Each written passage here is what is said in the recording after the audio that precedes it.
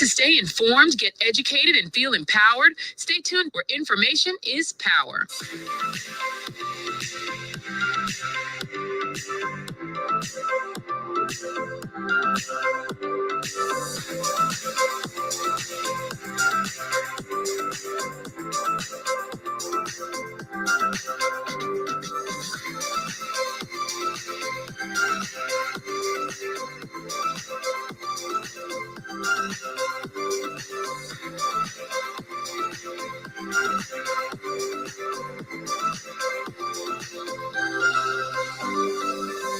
Eddie Frederick has got it all. Inspiration, motivation, great advice, and biting opinion pieces as only Eddie Frederick can deliver. Eddie Frederick has got it all. Welcome to Edification, made possible by the efforts of the Center for Democracy and Good Governance, CDGG. The Center for Democracy and Good Governance is a sound organization established to promote and strengthen democracy. I want the best for my family, so every meal has to be perfect. Every bite has to say, There's no doubt in my mind that the best in frozen meats and vegetables has to come from the Country Cold Store. Hams, turkeys, sausages, beef, pork, chicken. I just don't know my family is in safe hands. Thank you, Country Cold Store, for being there for us for the past 40 years. There are some interesting specials available at Country Cold Store's Mini Mart while stocks last. Take advantage of these specials as they assist you to stretch your limited funds. The Country Cold Store, providing the best in frozen meats and vegetables since 1969. Need a personal integrity booster shot? Your prescription is right here. Tune in with Eddie Frederick every week. Information is power. Attention all forward-thinking companies. Sure, you can do with a continuous positive boost to your image and impact your bottom line. If you think training is expensive, try not training, and you will experience a perpetual downward spiral in patronage on account of increased dissatisfied customers. Take things into your hands and engage the best at motivation and customer care training with a tried and tested track record. Visit www.efrederick.com now and learn how you can change the atmosphere in your business and improve the customer experience for everyone who does business with you. Spice Island Beach Resort and Belmont Estate are two such local entities of world renown that have benefited tremendously from ongoing customer care, social skills, and motivation training. Training changes everything for the better for any business and every team member. Enhance employee performance through increased awareness and passion for the job at hand. Greater potential in your workforce awaits you through engaged, high-energy training that works. Log on now, www.efrederick.com. Eddie Frederick has got it all.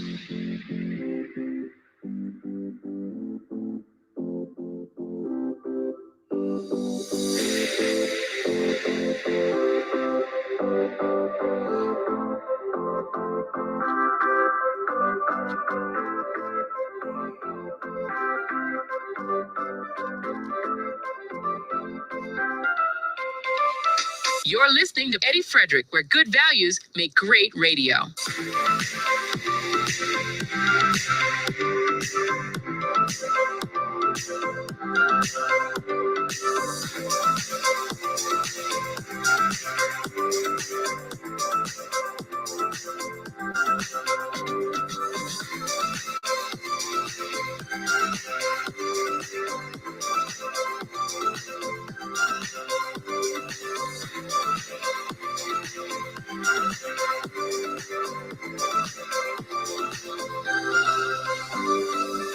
Inspiration, motivation, great advice, and biting opinion pieces as only Eddie Frederick can deliver. Eddie Frederick has got it all. Oh, wonderful, folks, and welcome. Welcome to Edification 268 as we take a leap towards the end of course, the 5th month of 2025. Could you imagine that? The 5th month is almost ended. As soon as you come into the room today, do the honorable thing. The thing that we always beseech you to do. Share, comment, like, love, interact as you usually do. Our angel number, of course, for this week's discourse is 268. A very, very interesting number indeed. The number 2, of course, represents balance, always does, and harmony. While the number 6 is associated with material possessions and domestic, life, how we live. Finally, the number 8 signifies power, abundance, and prosperity, which a lot of us can do with. Thus, when combined, the angel number 268 suggests that you're at a stage in your life where you need to find balance and harmony between your spiritual and your material life. It's a unique combination of numbers that signify the manifestation of abundance, wealth, and prosperity. Folks, I want to thank you for coming into the room every Sunday religiously. Of course, as soon as you come in and you realize you might be early, and there are other people that you don't see that you usually know to be on the live, you know what to do. Give them a little tag, give them a reminder, share, bring them in, because this issue that we're going to be dealing with today, the subject matter is ego is a crafty deceiver. And God help us in Grenada, so many people operate by ego. It's so sad. No humility, hostility. They just feel that their point of view alone is what really matters. And anybody who really projects that shows you how narrow they really are, because it is unfortunate. If you are not an informed person, how could you project your own opinion on people? Opinion is not fact. Opinion is just something that you gather along the way based on how you feel, based on your level. So what do we do to avoid all of that? We keep an open mind. You see, ego is an acronym that sometimes is used to say it's edging God out. And when you edge God out of your life, there goes humility. There goes the humble being that you were made to be. So, in spirituality, ego is often interpreted as an acronym, though its exact meaning can vary depending on the tradition or even the teacher. But here's the most prominent interpretation, as I just shared with you: edging God out. In other words, you feel you're in charge. So to hell with God. You're going to do it yourself. And a lot of us live like that. That is our vibration, that's our frequency, and that's the energy we emit. And that's why we are perpetual losers. Because you by yourself are nothing. You on your own can do nothing. You see, edging God out suggests that ego, which to you is self-identity, it is pride, but it's also attachments. Those things separate a person from divine connection or even higher consciousness. The ego can be a master of illusion, distorting reality to serve its own needs for validation, control, or even self-preservation. It convinces us that we are separate, superior, or inferior, feeding on comparison, fear, and even desire. You see, the ego encourages shallow people to constantly feel the need to prove themselves and what they already know. When such people are in the presence of someone they feel the need to impress, oh Lord have mercy, the ego's automatic response is, I know. When they are in the presence of someone their ego thinks is smarter, richer, or more experienced than they are, their ego tells them, I know what they are thinking about me. When they are in the presence of someone their ego believes is not as smart, rich, or experienced as they are, I know is the way to cut them off. The moment they say, I know, they are demonstrating that they don't know. They can learn something valuable from everyone in every situation. You see, this ought to teach us, according to our son Condell, that we must never be stupid enough to say or smart enough to admit we know, or we know what someone else is talking about. The moment we do that, our learning stops. Too many people we know these days want to be singled out, patted on the back, and even rewarded for what they do. It may never happen. However, that does not mean what we do is not valuable or worthy of recognition. No one is, particularly special in God's eyes. We are all special in God's eyes. We are all provided with the ability to do. What we have not been taught is to do just for the sake of doing it without pursuing rewards or recognition. When you do what you can for the sake of doing it, the reward is an improvement of the skills. When you use what you know to do what you can and someone else benefits, that is recognition. After all, we are alive to serve one another. That's the biblical purpose of life. We are here to be of service to one another. We all have the need to be appreciated for the contributions that we make to the world. We must learn to recognize our own value before the world can respond to our needs. Some of us will plant the seed and never see the plant. Some of us will harvest the crop without knowing the planter. Some of us will eat the plant, paying someone else to prepare it. You see, when the process is complete, we will all be rewarded, recognizing how special the process has been to all. We must proceed to do our part and be content to be rewarded when others do theirs. You see, the ego wants to be noticed. That sounds like I'm speaking about a particular person. Huh? We do know particular people, individuals like this. The ego wants to be noticed. They walk around as if they went to the Bowser to fill up with air, puffed up, haughty. And when you check them out, zero. The ego needs stroking, pumping up and limelight. The ego needs to compete just to prove it is better.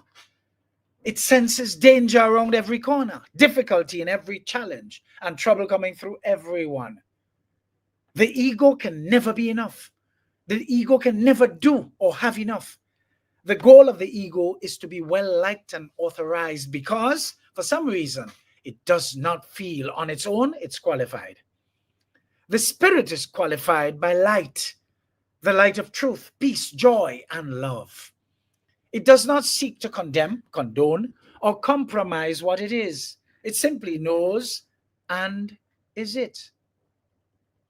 You see, the spirit does what it can and moves on to something else. It does not ask for an award or wait for rewards. It is just spirit being spirit. One of the difficult problems in the world is the competition, folks, of egos. They want to be noticed and applauded, so they compete and dominate. When we truly understand that we are spiritual beings, we will no longer have a need for recognition. We will do what we can because we can do it by virtue of the light of spirit. So how should you affirm today? Today, we will be content to go unnoticed because the spirit is doing what it has to do. You see, the spiritual path often involves recognizing the ego's tricks, its stories of lack, its need to be right, its identification with achievements or even suffering, and seeking validation. True wisdom arises when we observe the ego without attachment, realizing that our deepest self is beyond the games that the ego play. You see, Bhagavad Gita teaches us the ego is the restless enemy of the soul. It acts like a friend but leads to endless strife. Know it as the deceiver and become free. By cultivating self-awareness, folks, humility and surrender, we lose the ego's grip and awaken to a more authentic, boundless existence. The ego is not just a passive aspect of the mind. It is an active, cunning manipulator that shapes perception, identity, and even reality of itself to maintain its dominance. But here's a deeper exploration of its deceptions and how to see them through. The ego's greatest trick. It actually makes you believe it is you. The ego's core deception is convincing you that it is you.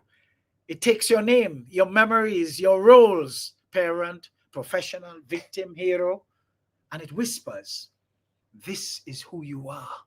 But in truth, you are the awareness behind these labels, the silent witness, the unchanging presence. You see how much you are first a spiritual being?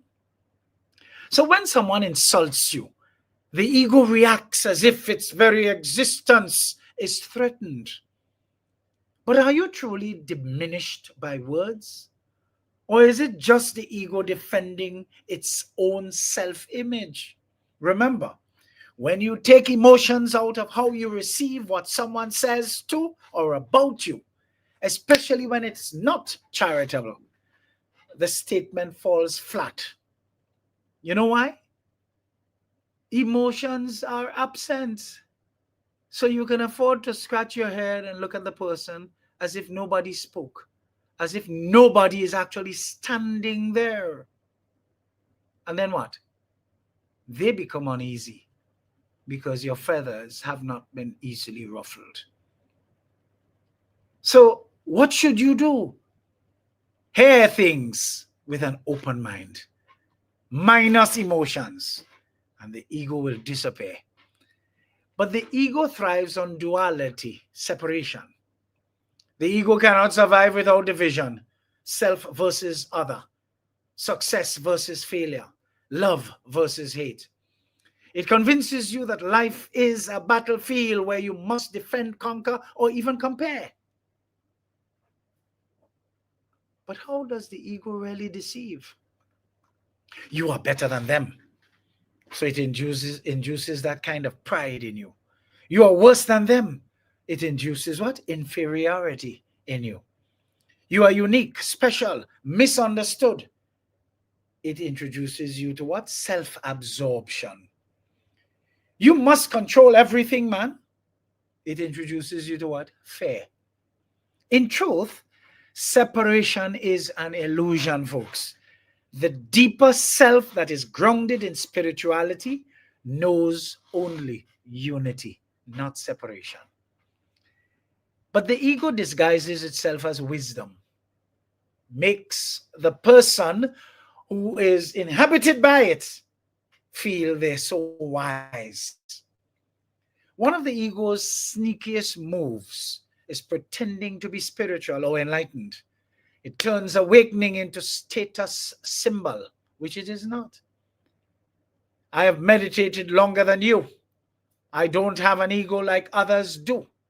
My suffering is deeper, my insights purer. This is just the ego in a role, using spirituality to inflate itself rather than to dissolve. But the ego feeds on past and future, but avoids now, which is the most important period in time, now. You see, the ego survives by keeping you trapped in time. Regret, guilt, nostalgia. So you become what? A prisoner of the past. What about anxiety, ambition, and expectation? Illusion of the future. But the present moment, where true freedom lies, is the ego's greatest threat. That's why it resists stillness so fiercely. Folks, it is Eckhart Tolle, this existentialist, who wrote a book, The Power of Now. Folks, go and look for that book, The Power of Now. And trust me, you will never be the same after reading it. You see, we have been fooled to think of past, present, and future. But if you read that book, you realize past and future don't exist. Only now. Only NOW exists. We live continuous moments of now. Folks, we have to make it count. How could you be living continuous moments of now? You are 30 years, 40 years, whatever age you are, and you cannot read and write. You know what you've just done? You have mangled your various nows that add up to 40 years that you are today. And you're not even worth something to yourself because you've never grown, you've never developed. But guess what? You can vote. Hello, that's a problem. That's a serious problem because you squandered your nows. You're still squandering your now at this very moment. But you're waiting in the future for the opportunity to go out and vote. Bringing your squandered sum to the table. What you're voting for? Obviously to reflect who you are. God forbid we have a majority of you, but I doubt it. You see, the ego's ultimate fear, being exposed as nothing. You see, the ego is like a shadow. It vanishes when you shine light on it. Its deepest fear is being seen as the empty construct it really is. That's why it fights so hard. When you sit in meditation, no stories, no silence, the ego finds it hard to exist in that construct. When you admit that you were wrong, no defense, just humility and maturity. The ego don't like that. When you let go of control, you surrender to life's flow because life is a flow. You understand me?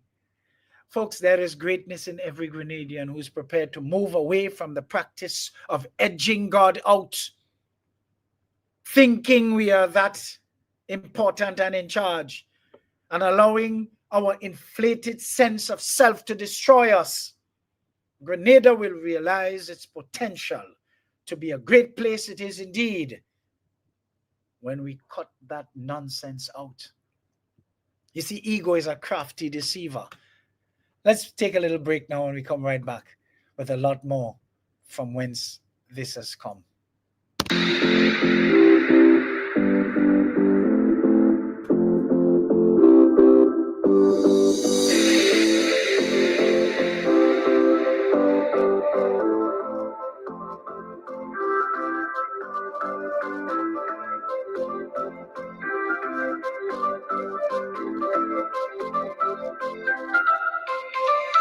Want to stay informed, get educated, and feel empowered? Stay tuned where information is power.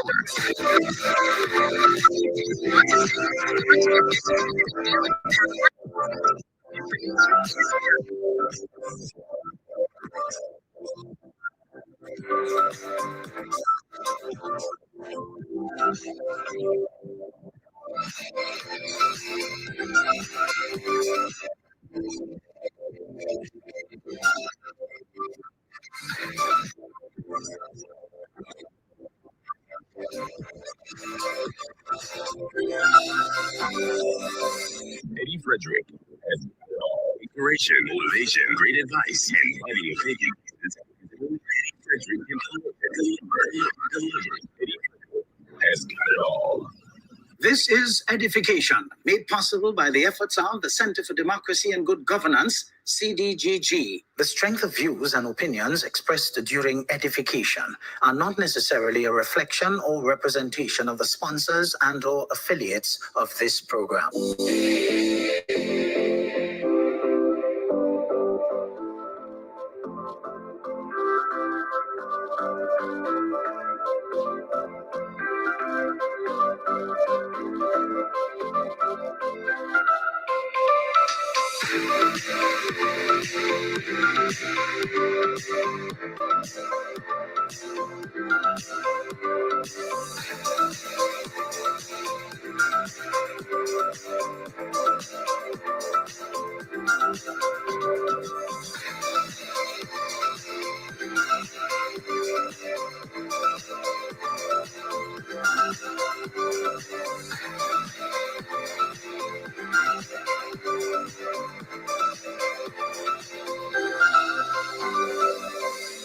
You're tuned to Eddie Frederick, where information is power. Eddie Frederick has got it all. Inspiration, motivation, great advice, and biting opinion pieces as only Eddie Frederick can deliver. Eddie Frederick has got it all. Wonderful, folks, and welcome back. Welcome back. And for those of you just joining, I'd like to welcome you to this Sunday. How should I call it?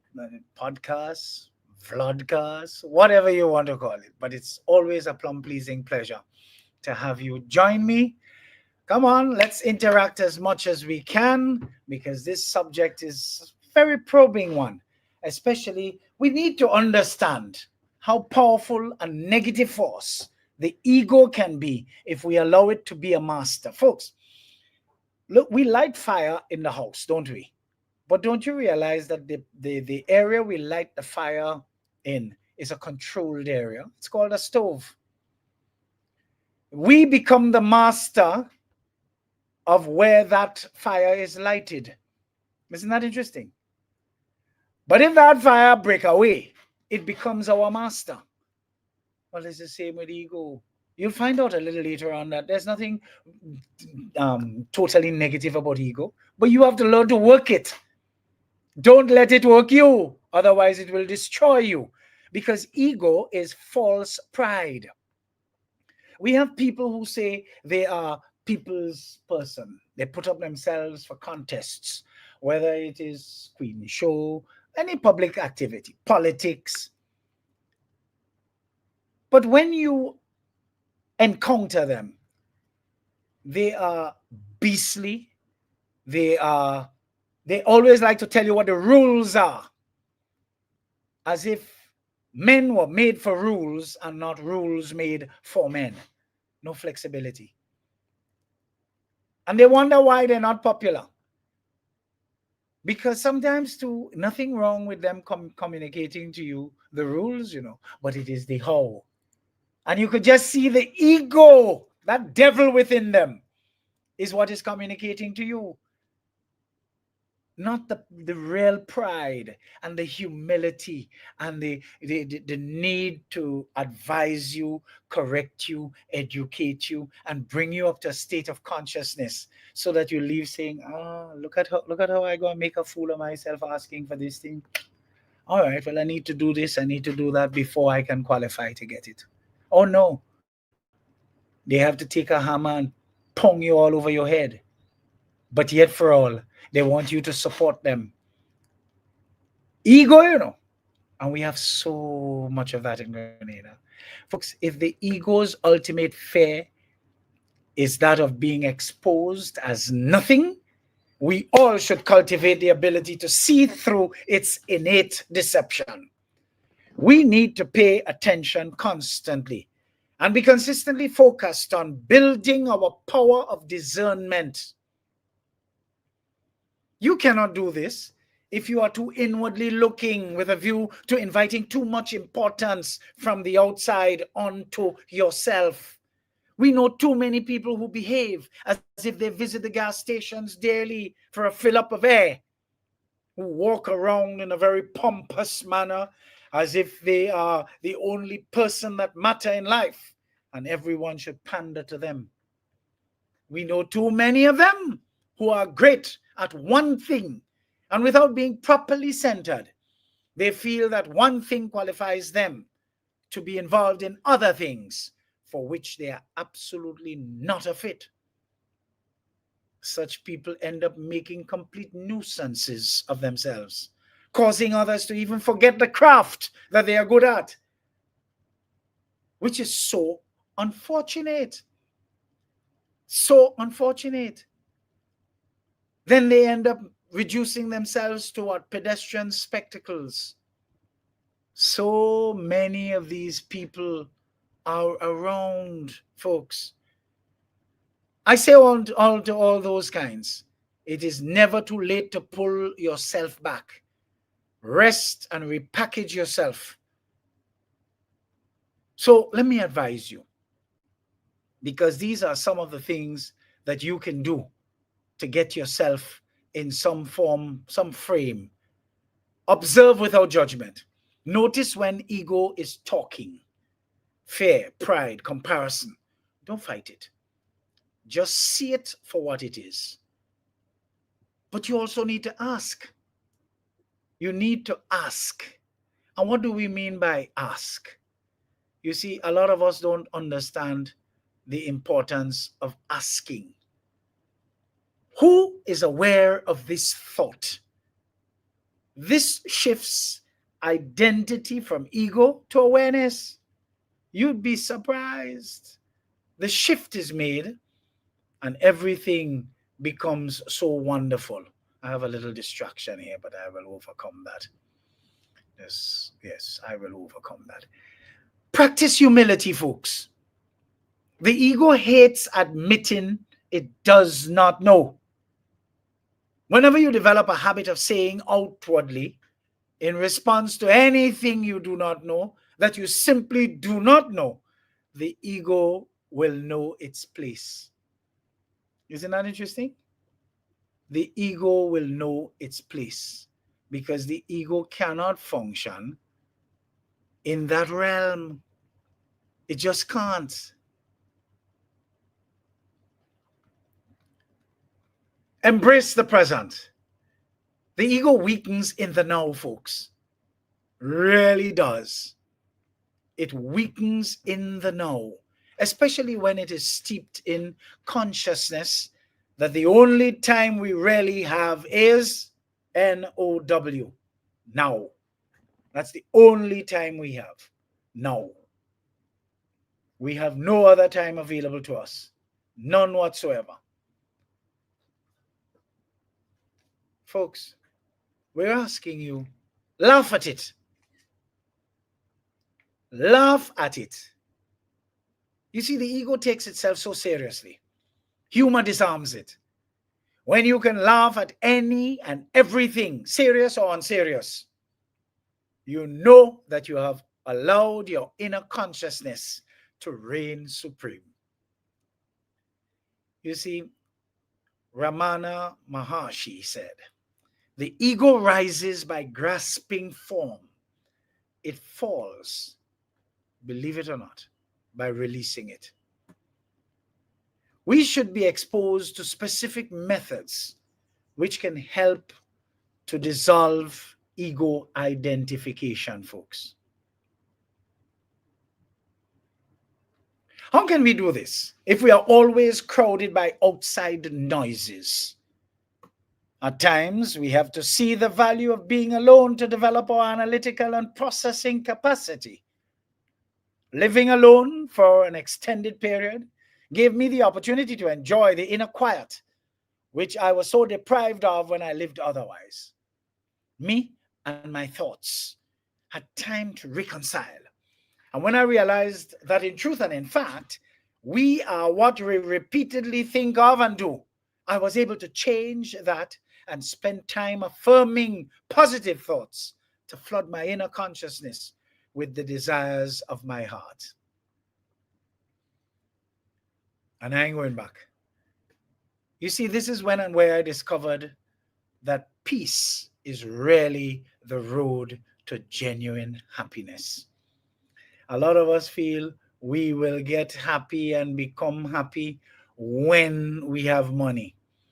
We will become happy and whatnot when we build our house or buy our house. We will get happy and whatnot. Come on, all of that is a lot of hogwash, folks. Total hogwash. I challenge you to study your heads, folks. Study your heads. You see, dissolving the ego's grip requires both insight and practice. So here are some direct, actionable methods to see through its illusion or deceptions and rest in your true nature as you were meant to be. Awareness itself. Because that's what we called upon to be, you know. We called upon to be aware. But not many of us are actually becoming aware. We are not following our script. We are living, for the most part, out of the awareness of others. And that is so unfortunate. Suppose their awareness is skewed, warped, one-sided. We dead. We're going to catch what they have. So we have to deal with self-inquiry. Who am I? When a strong emotion or thought or identity arises, for instance, I'm angry, I'm a failure, we should ask, who is aware of this? To whom does this thought arise? Don't intellectualize. Feel the space behind the answer. The ego can't survive this level of conscious scrutiny. And why it works? The ego is an annoying thought. When you trace thoughts back to their source, they dissolve into silence. You see, the witness practice, observing without claiming, in other words. You see, throughout the day, we need to pause and observe thoughts, emotions, and sensations as if you were a neutral witness. Then we say silently to ourselves, this is happening, but this is not me. Example, if anxiety arises, instead of I am anxious, note instead, there is anxiety appearing in awareness right now. Why it works? You see, it breaks the ego's habit of claiming every experience as mine. Surrender the need to control, folks. You see, when stressed, frustrated, or even resisting life, say inwardly to yourself, I surrender this to the universe. I surrender this to God. I surrender this to truth. I surrender this to life. Let go of the mental storyline. This shouldn't be happening. Cut that out. You don't want to know why it works? The ego thrives on control.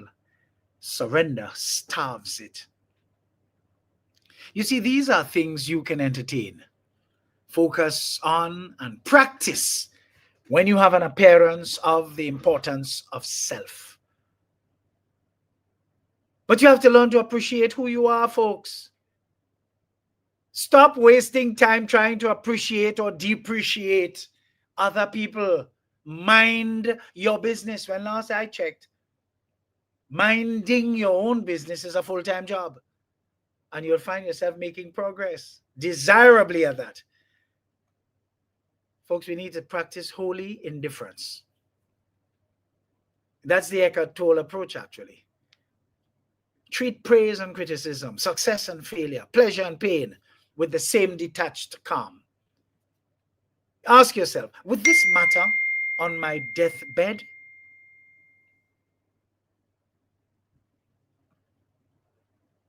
Ask, would this matter on my deathbed? Why it works? The ego feeds on drama. And oh God, we need a full of that. Eh? Indifference disarms it. You notice the Prime Minister is very indifferent to all the nonsense. Hello? And what does it do? It causes the detractors to do what? Ramp up some more. To do what? To make fools of themselves. While he continues in his calm to proceed. What about humor as a weapon against ego? You see, when you catch the ego posturing, taking offense, needing to be right, laugh at it. Say, hey, there goes my ego again. You want to know why it works? The ego hates being mocked. It shrinks under laughter. What about the no story experiment? For a set time, let's say an hour or a day, refuse to mentally label anything that happens as good or bad. Just experience events without interpretation. You want to know why it works? The ego survives on stories. Without them, the ego falters. Serve others anonymously, folks. Do something kind without anyone knowing. Donate secretly. Help a stranger. Resist the urge to claim credit, even in your mind. And why would this work? You see, the ego craves recognition. Anonymous service starves it. There are people who have helped and facilitated directly and indirectly, and one or two would turn back to register their genuine appreciation, while the vast majority behave like the injured bird helped back to full health and flew high enough thereafter to end up pooping on everyone, to include the person who carried them back to health. But that's okay. Your good karma will visit you, and theirs will deal with them. So be good anyway. What about death meditation? Memento mori. Sit and vividly imagine your body decaying, your name forgotten, your achievements turned to dust. Without these, what am I? You should ask. Why it works? The ego is terrified of death. Facing this reveals its unreality. You see, the ego isn't an enemy, It's a tool that outlived its usefulness. Like a boat that carried you across a river. You don't need to keep carrying it. These practices help you step out of the boat and walk freely. You are challenged, folks, to pick one method and apply it ruthlessly for 3 days. Try and be conscious and observe what shifts. You see the greatness in every Grenadian there is, who's prepared to move away from the practice of edging God out and allowing their inflated sense of self to destroy them. Grenada will realize its potential to be a great place. It is indeed. We have to learn to humble ourselves and stop vaunting ourselves to the distaste of others, for fear that you become a nuisance and, of course, a pest. Ego is a crafty deceiver. Let's take another break and we'll come right back with some more.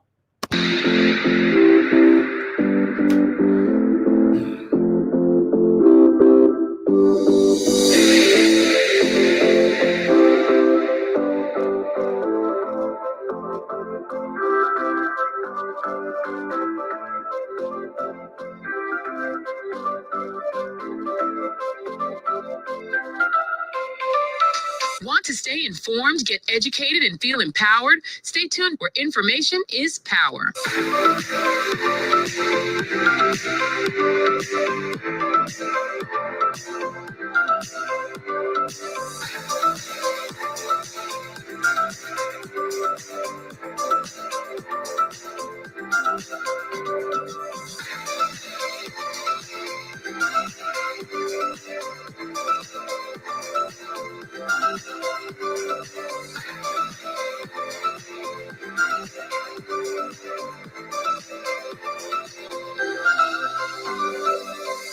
Eddie Frederick has got it all. Inspiration, motivation, great advice, and biting opinion pieces as only Eddie Frederick can deliver. Eddie Frederick has got it all. This is Edification, made possible by the efforts of the Center for Democracy and Good Governance, CDGG. The strength of views and opinions expressed during edification are not necessarily a reflection or representation of the sponsors and/or affiliates of this program.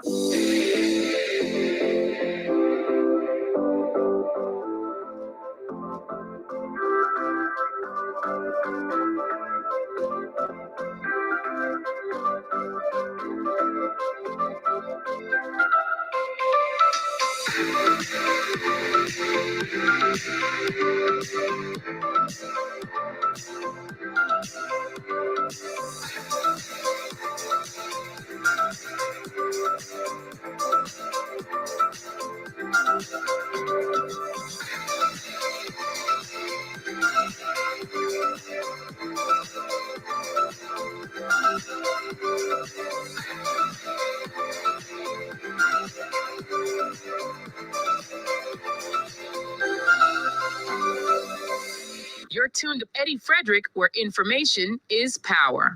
Eddie Frederick has got it all. Inspiration, motivation, great advice, and biting opinion pieces as only Eddie Frederick can deliver. Eddie Frederick has got it all. Wonderful, folks, and welcome back. Welcome back. We're going into our third segment. And for those of you just joining, you joined late, but better late than dead on time. We're happy to have you. So just do the honorable thing, hit that share button, and let's get some more people in the room, because you know what this usually does. It starts hot, but it gets hotter until it gets hottest. Are narcissists fueled by ego? Hello? Come on, let me hear what you might say. Let me put your response in the comment section. Let me hear your answer to that. Are narcissists fueled by ego? Let me see what your response to that would be, because it is so interesting, that particular what you call it question. It would be very, very important for us to hear what your response is to that. Are narcissists fueled by ego? Of course, absolutely. Narcissism is essentially ego on steroids, a rigid, inflated, and hyper-defensive identity that dominates a person's psyche. But unlike a healthy ego, which can be flexible and humble, very interesting, folks, can be flexible and humble, the narcissistic ego is brittle, ravenous for validation, terrified of exposure. But here's how it works. The narcissist's ego is a fortress of illusion and deception. Grandiosity. The narcissist's ego constructs a false self, an image of superiority, uniqueness, or even perfection.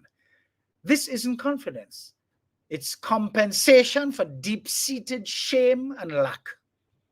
Bold arrogance on steroids. But what about fragility?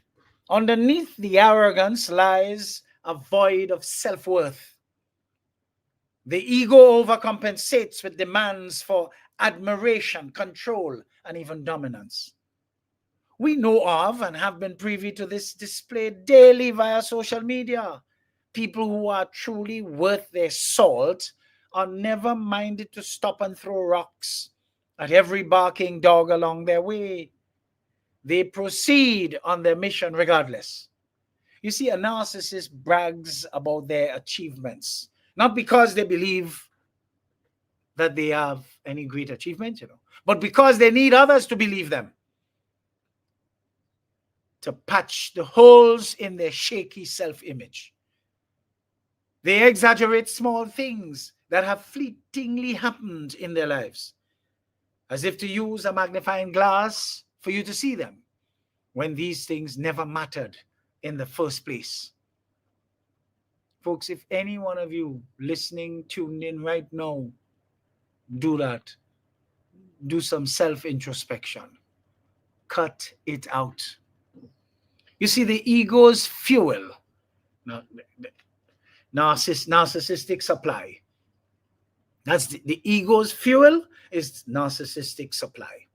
You see, narcissists depend on external validation supply, like an addict depends on drugs. Praise, attention, envy, even fear feed the ego. Without it, they feel empty, leading to rage, narcissistic injury, or collapse, narcissistic mortification.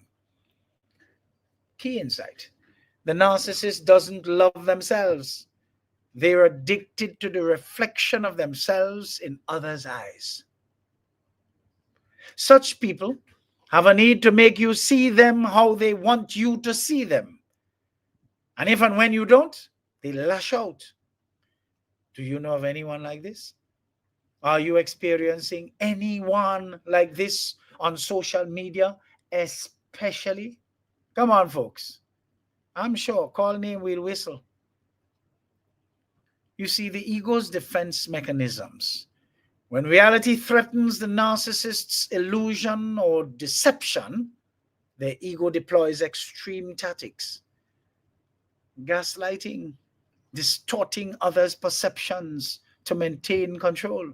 Projection, accusing others of their own flaws. You're the selfish one, you're the thief, you're the corrupt one, etc., etc., etc. As we are seeing on social media and the political arena today. What about devaluation? Destroying what they once admired, what they once presided over with charge, just that they get back there to do more of what they did in the past. Love bombing, discarding. You see, the egoist will always seek to give life to Confucius's thought. An evil man will burn his own nation to the ground to rule over the ashes. You see, it's unfortunate. Very, very unfortunate. You see, these are unconscious strategies. They're the ego's panic responses to protect its false self, which has been unmasked and maimed for good. The tragic paradox of narcissism, folks. The narcissist is both prisoner and warden of their own ego. Isn't that interesting? They believe their grandiosity is real, yet live in constant fear of being exposed for who they really are. If you lived abroad and pretended to live big and well, and through some miracle you got through with a loan from one of the banks in this new place of domicile to buy a car from this particular bank in this new place where you live, and you end up not being able to pay, what would you as a narcissist do? Well, let me tell you what one is known to have done. Tried their best to hide the car. If even they had to swap it with a friend living in another part of that new country of residence, forgetting that the bank has tentacles far and wide. And when the car is repossessed from the friend because APB went out,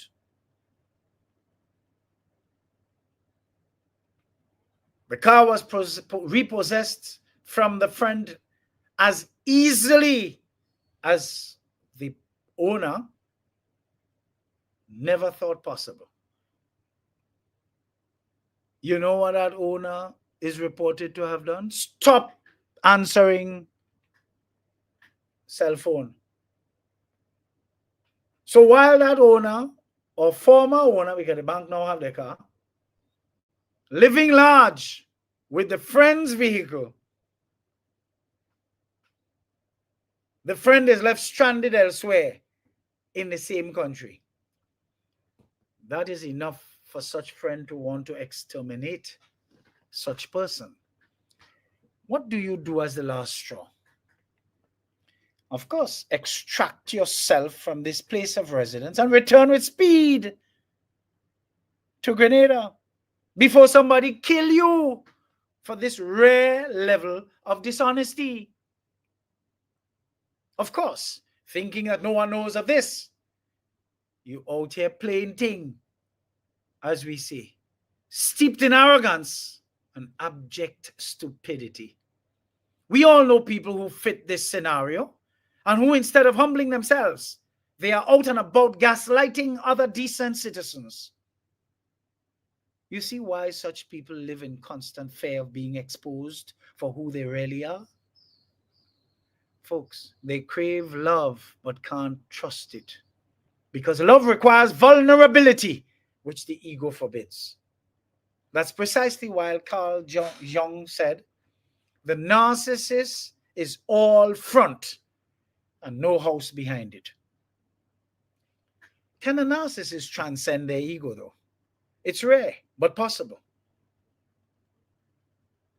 If they hit rock bottom ego defenses fail, forcing self-confrontation.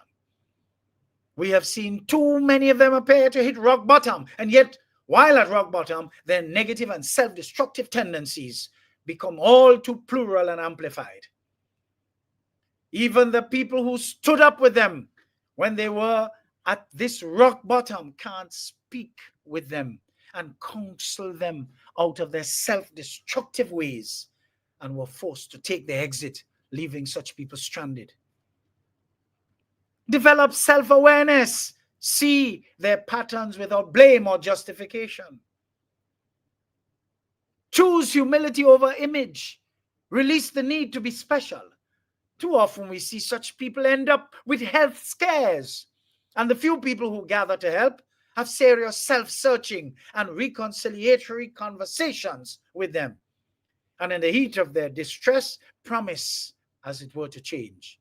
And as soon as they return to reasonably good health, they proceed to be their pre-scare selves, arrogant and bombastic.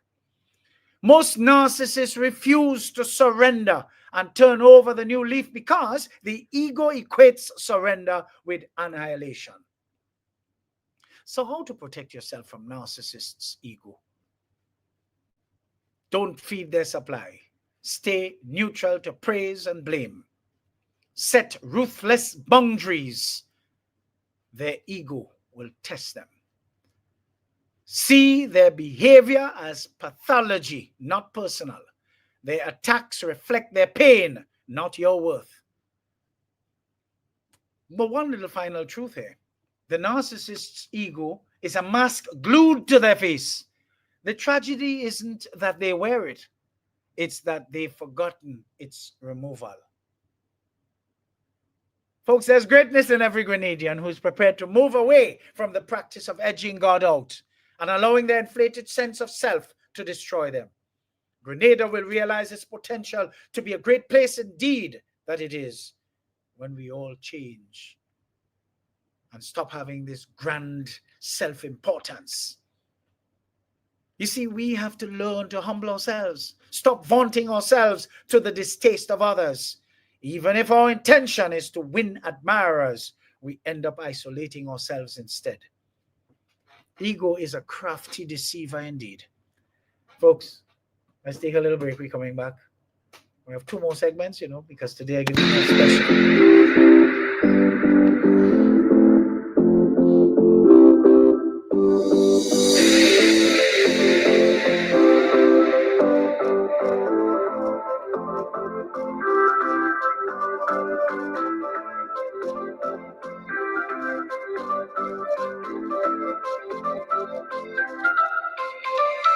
Want to stay informed, get educated, and feel empowered? Stay tuned, where information is power.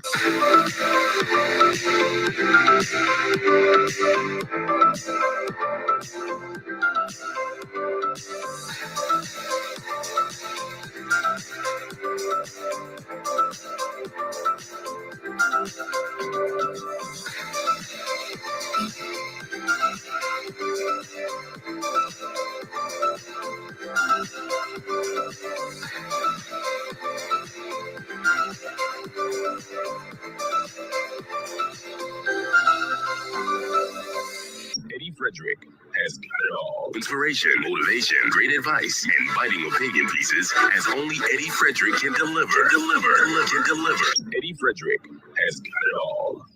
This is EDDIE-FICATION, made possible by the efforts of the Center for Democracy and Good Governance, CDGG. The strength of views and opinions expressed during edification are not necessarily a reflection or representation of the sponsors and/or affiliates of this program.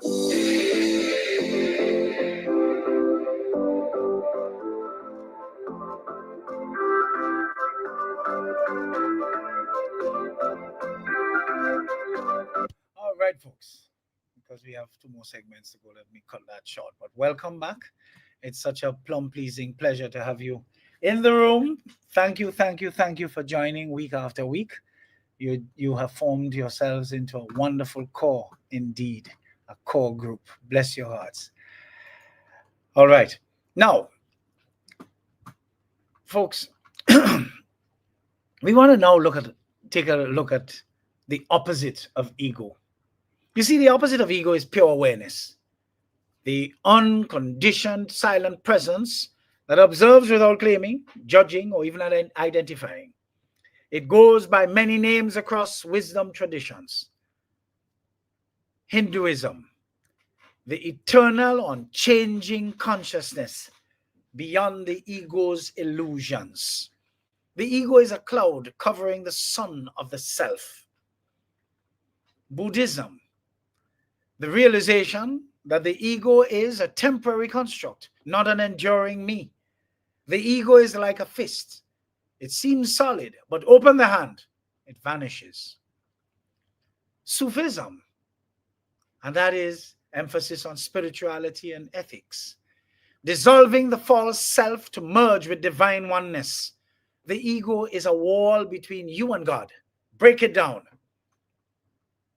But the witness, modern non-duality, the space of awareness that watches thoughts, emotions, and the ego itself without being caught in them. You see, when ego dissolves, what remains? You'll be surprised, spaciousness. No compulsive need to defend, control, or even impress. Unity, no separation between me and other. Comparison, no transactional kindness. Help without needing credit. Freedom, no attachment to past or future. Pure presence. But how do we cultivate it? We need to learn to meditate, folks. Observe thoughts without claiming them. We need to serve selflessly. Act without ego's hunger for reward. Embrace uncertainty. The ego craves certainty. Awareness rests in not knowing. You see, laugh at yourself. Remember we said earlier, ego hates being laughed at. Lightness unravels the ego.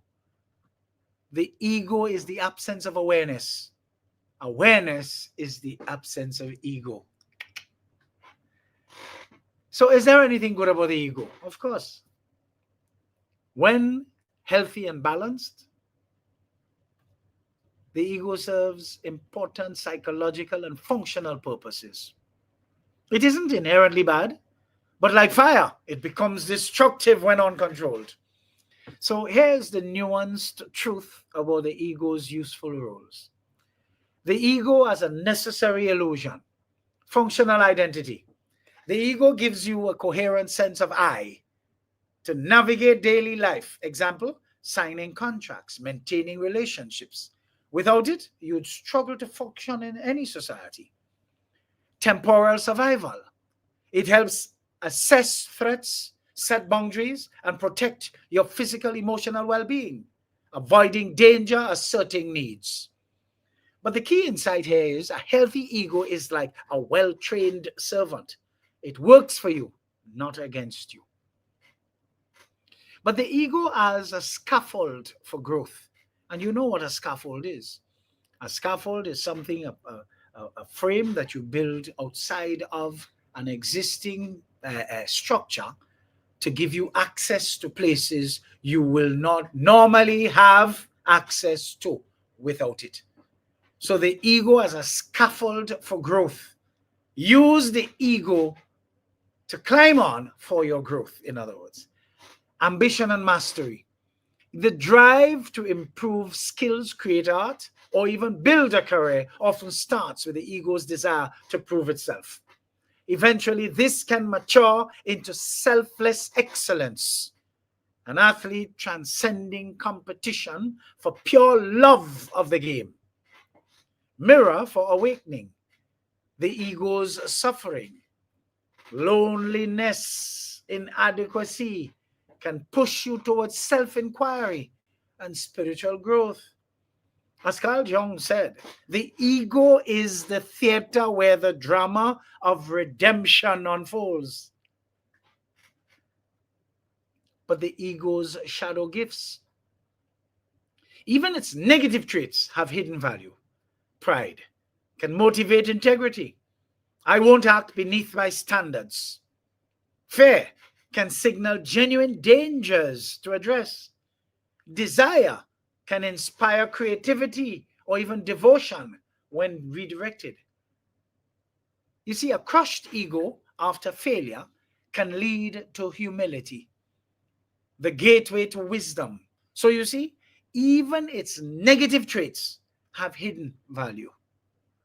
But when the ego turns toxic, is woyoyoy. You see, the problem isn't the ego itself, but identification with it. It becomes harmful when it confuses roles, parent, professional, with identity. It resists change or feedback to protect its self-image. It demands constant validation. I am my achievements, likes, and status. Ego in service of self must be the goal. The ideal is flexible ego strength. Use it as a tool when needed. Example, in negotiating a salary. Drop it when it obstructs truth. Admitting mistakes. Loving unconditionally. You see, the healthy ego is a bridge. You need it to cross, but you don't pitch a tent on it. Don't seek to kill the ego. Seek to see through it and command it as needed. Then it becomes a useful instrument, not a destructive master. So let's now take a look at a practical guide to harnessing the ego's strength while preventing its tyranny. A balance of Zen tradition calls using the sword without being cut by it. Observer-operator switch. We need to learn to practice, folks. Observer mode.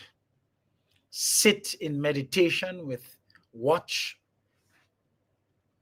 And just pay attention to your thoughts and emotions like clouds passing. Notice how the ego labels them. Good, bad, mine. This weakens identification. Operator mode.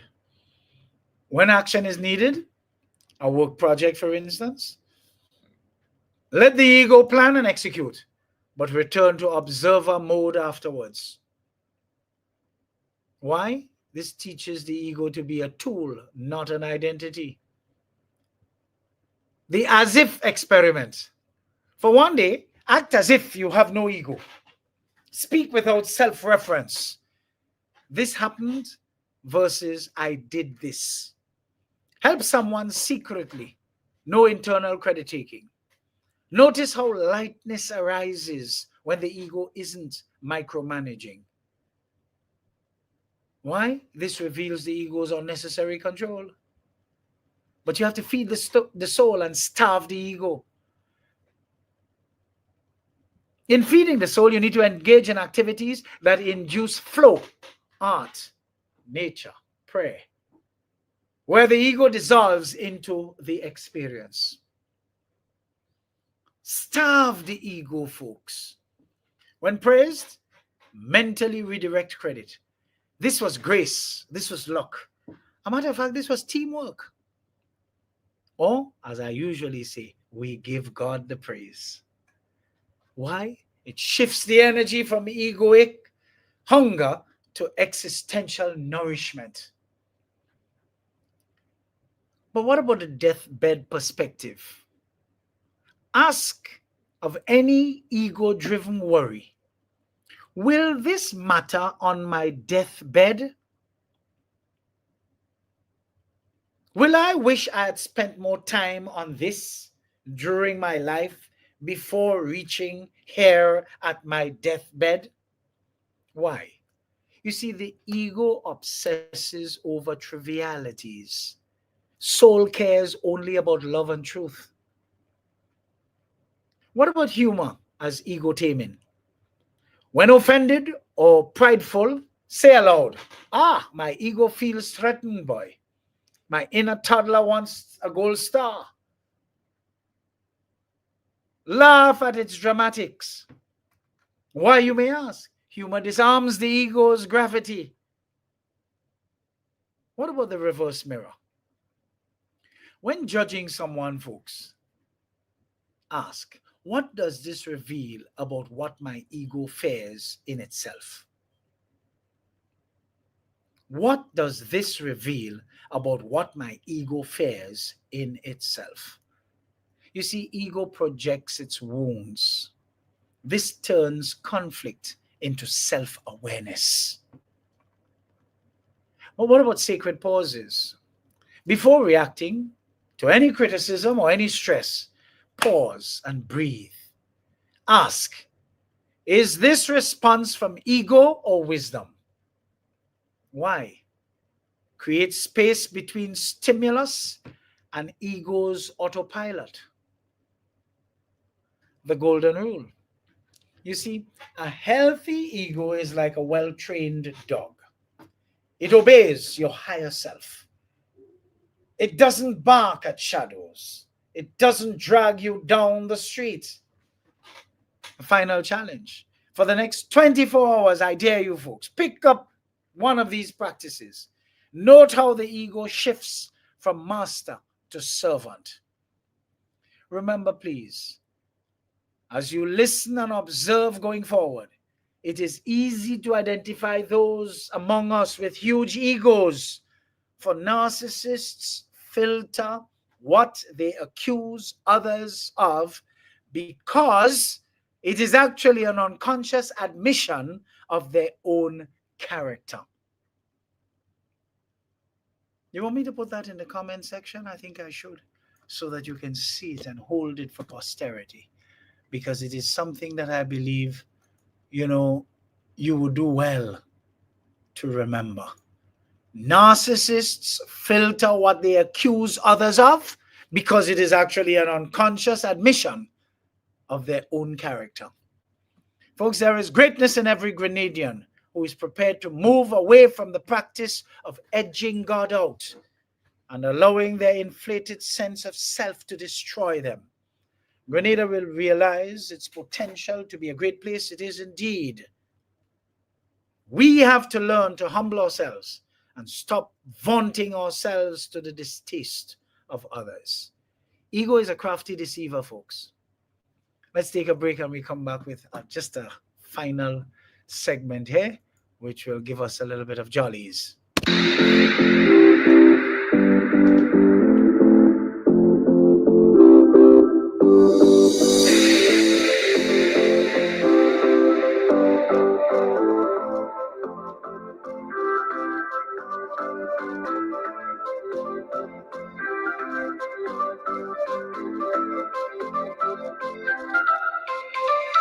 Want to stay informed, get educated, and feel empowered? Stay tuned, where information is power.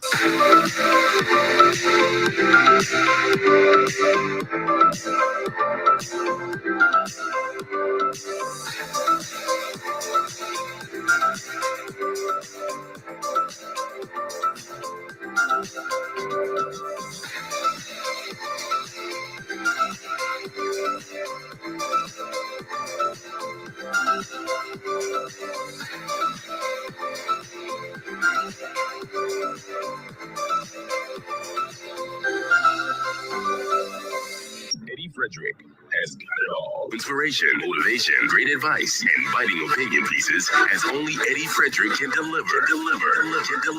Eddie Frederick has got it all. This is Edification, made possible by the efforts of the Center for Democracy and Good Governance, CDGG. The strength of views and opinions expressed during edification are not necessarily a reflection or representation of the sponsors and/or affiliates of this program.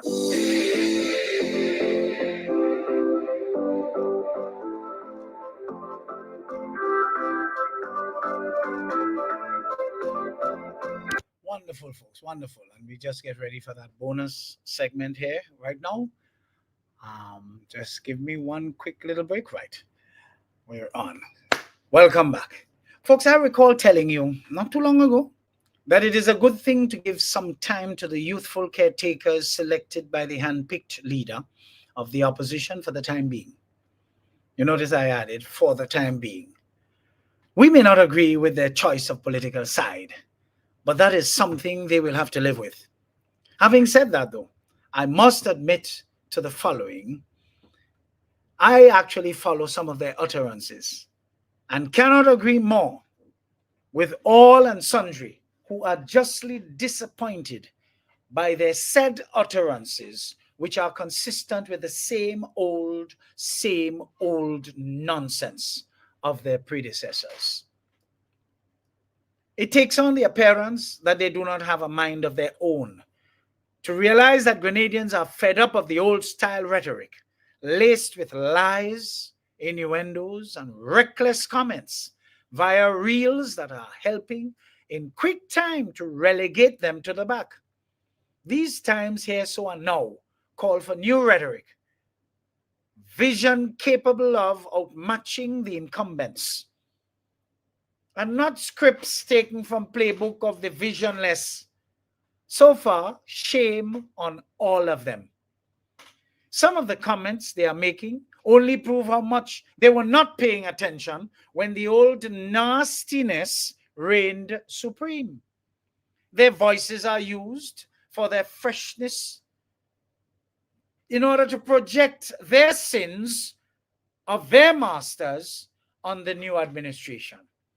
You see, these youthful caretakers are supposed to be agents of change, in keeping with the new realities of the world, where the cataclysmic shift in the world order is in its mature stage so soon after the January 2025 start of the Trump presidency. They're totally oblivious to the new realities. Our nation has been broken by the old nastiness.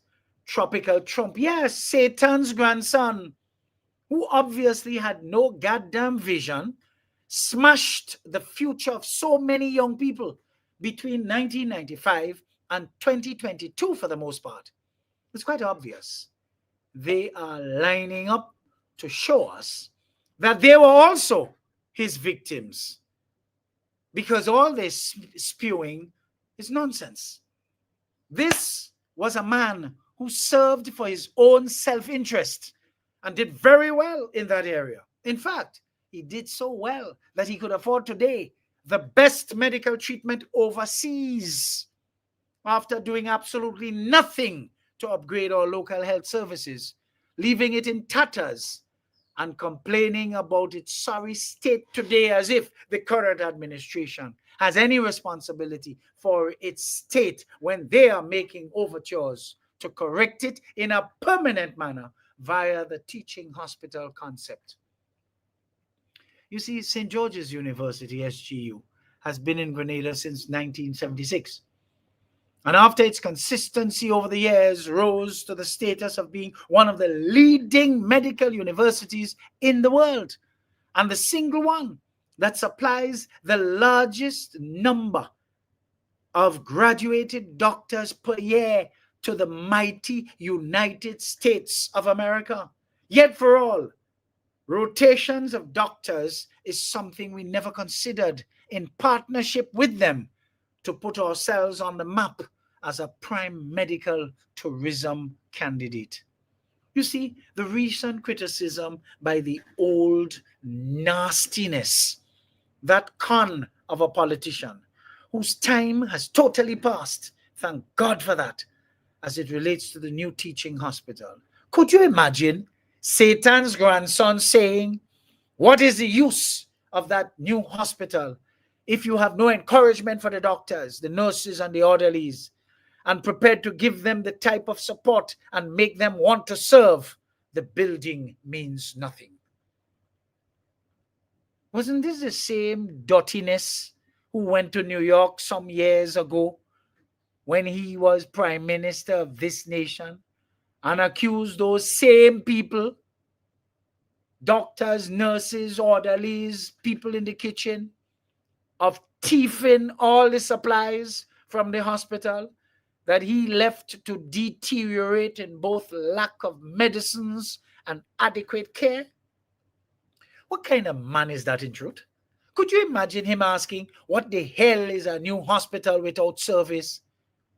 But under whose 23-year watch did the hospital and national healthcare services descended to what it is today? Under whose care? You see the young caretakers not paying attention. So they're joining that brigade of nonsense talk. Instead of coming with new thinking, they all jumping on this old spent piece of old penny. Whose government saw to it that the wrong people were hired and given a work at the hospital without any care for those hired being the correct fit for the vocation of healthcare service workers? Yet for all, the young constituency caretakers, who we all would wish to credit with some sense, want to follow the same script of this old Jeptic and wish to be taken seriously. May God help them indeed. It is so unfortunate that when they are finished with, some of them will be done. You see, when one wishes to offer himself or herself to public life, there must be an element of humility which will marry them to truth, honesty, and integrity. If these youthful caretakers were paying attention over the years, they would have seen and known the real architect of the frustration, hardship, and let down in and over Grenada was the leaders of the party they are included in for projection purposes only today.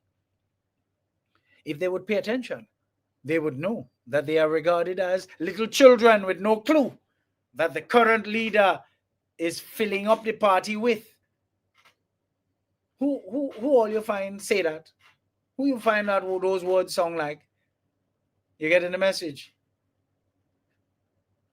If they would pay attention, they would know of the consistency of the evil one who will never allow anyone to overshadow him, whether they are puppet leader or not.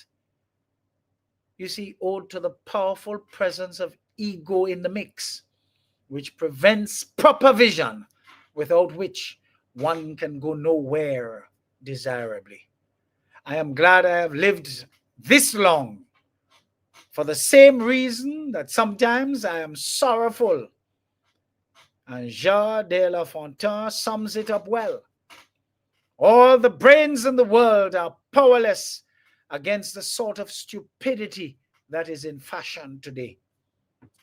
This world is too advanced for us to be stuck in the mold of just going with the flow to look like the rest, when information and knowledge abound to the point where our people can be leaders in their own right if they would refuse to resign to the dictates of nonsense. When will we realize that nobody is going to pour truth into our brain? It is something we have to find out for ourselves, according to Noam Chomsky.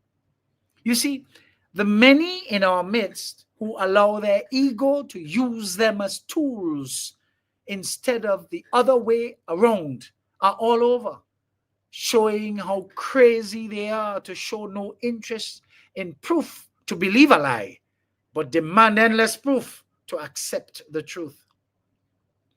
Folks, the story is told of this snake. Very interesting story. That was put on a microfiber blanket. And that snake was not able to advance, even though it was trying hell hard to move. Of course, it was discovered that the snake was not able to move and will not be able to move where there is friction. They're only able to move, where there's friction. In as much as it slithered away, it's slithering, It remained in the same place, slithering, as there was no friction for it to take purchase on. It is like having an enemy. When there is friction, the enemy has the ability to move. So like the snake, the enemy needs to be able to glide along something that has friction. So the microfiber was too smooth for the snake to be able to move.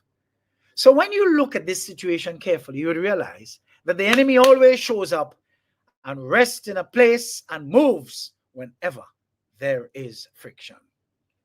So in our minds, we should always try to get to the place of peace where there is no friction for the snake or the enemy to be able to have a place to move.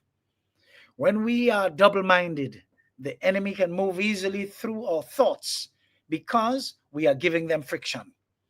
If we keep a bad attitude, the enemy can move easily through our thoughts because we are giving them friction. If I have a defeated mindset, I am creating a pathway in my mind for the enemy to keep on moving through me and begin to multiply more spirits for the enemy to continue to just keep going in my mind. You see, the only way to get him out is I got to get peace in and make my mind smooth so he doesn't have any way to move. Our current Prime Minister knows this well enough to never be bothered to respond to the mud the enemy attempts to sling at him and his team. The PM is operating like microfiber for all the snakes of our society. The enemy has no traction.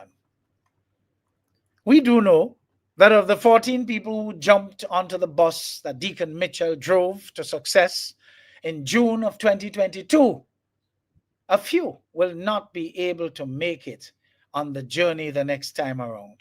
I have no influence, but what I can say is that it is plain to see for even a blind man. But that is life.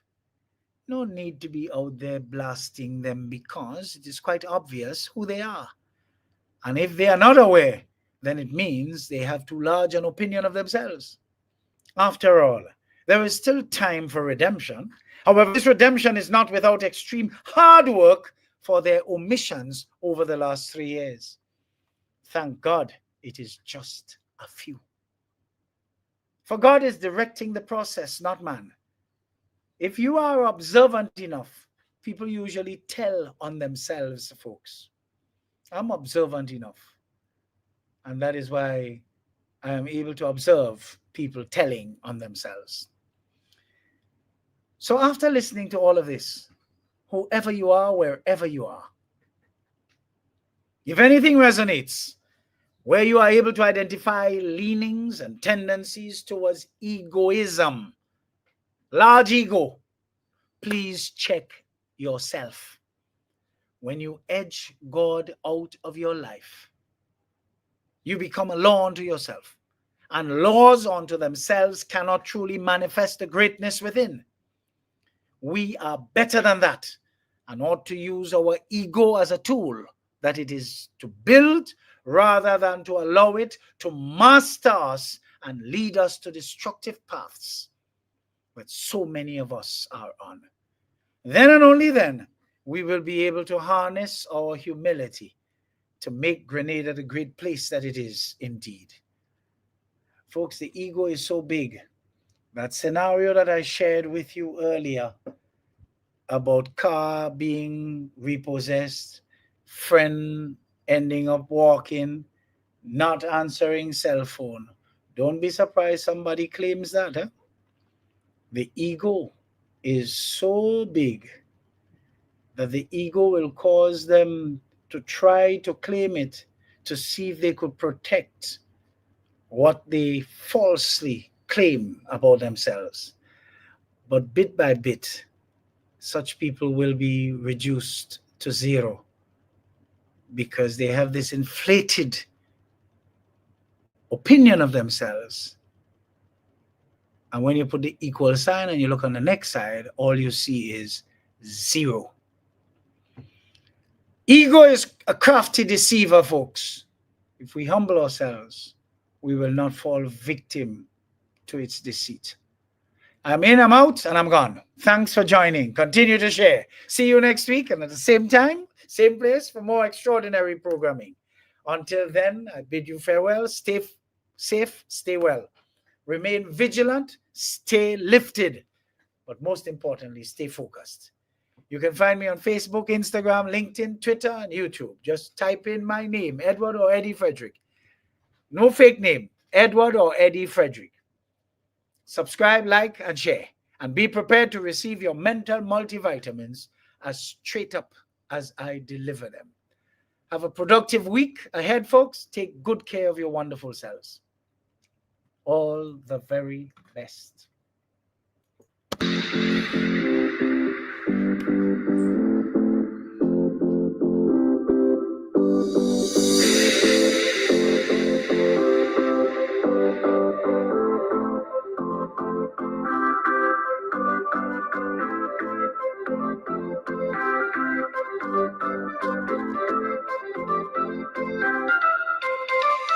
Want to stay informed, get educated, and feel empowered? Stay tuned where information is power.